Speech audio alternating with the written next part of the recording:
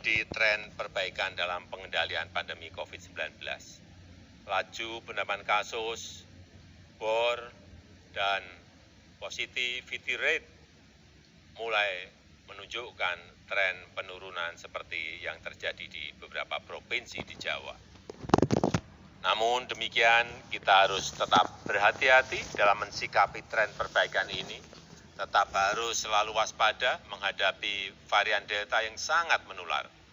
Pertimbangan aspek kesehatan harus dihitung secara cermat dan pada saat yang sama aspek sosial ekonomi masyarakat, khususnya pemenuhan kebutuhan hidup sehari-hari juga harus diprioritaskan.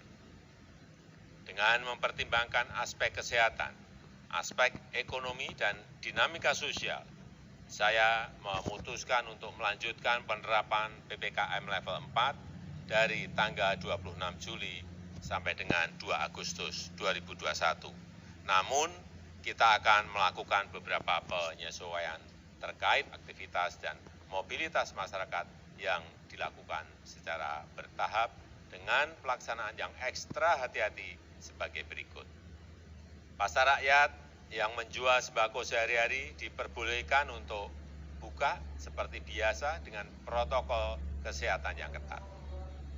Dan pasar rakyat yang menjual selain kebutuhan pokok sehari-hari bisa buka dengan kapasitas maksimum 50% sampai dengan pukul 15, di mana pengaturan lebih lanjut dilakukan oleh Pemda.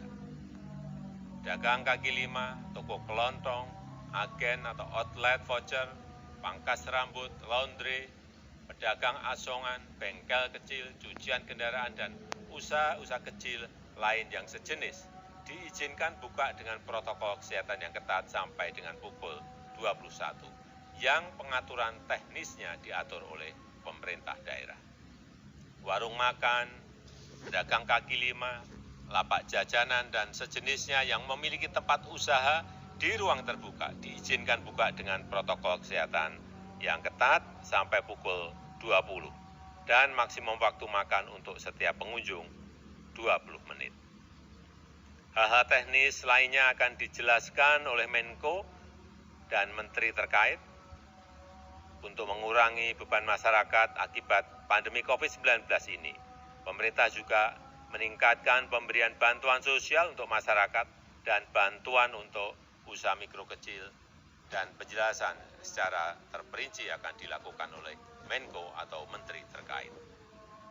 Bapak Ibu yang saya hormati, secara khusus saya minta kepada para menteri terkait juga segera melakukan langkah-langkah maksimal untuk membagikan vitamin, suplemen kepada masyarakat, memberikan dukungan obat-obatan dan konsultasi dokter terhadap isolasi mandiri, serta dukungan pengobatan di rumah sakit. Angka kematian harus ditekan semaksimal mungkin, dan untuk daerah-daerah yang memiliki angka kematian yang tinggi, peningkatan kapasitas rumah sakit, isolasi terpusat, dan juga ketersediaan oksigen perlu ditingkatkan segera. Kita harus selalu waspada, ada kemungkinan dunia akan menghadapi varian lain yang lebih menular. Oleh karena itu, saya memerintahkan agar testing, tracing bisa ditingkatkan lebih tinggi, dan respon treatment yang cepat untuk menekan laju penularan dan meningkatkan angka kesembuhan. Penerapan protokol kesehatan yang ketat, serta peningkatan testing, tracing, dan treatment akan menjadi pilar utama penanganan COVID-19 ke depannya. Memakai masker dan menjaga jarak harus terus dilakukan.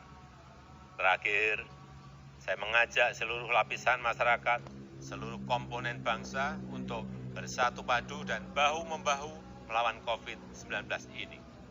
Dengan usaha keras kita bersama, insya Allah kita bisa segera terbebas dari COVID-19.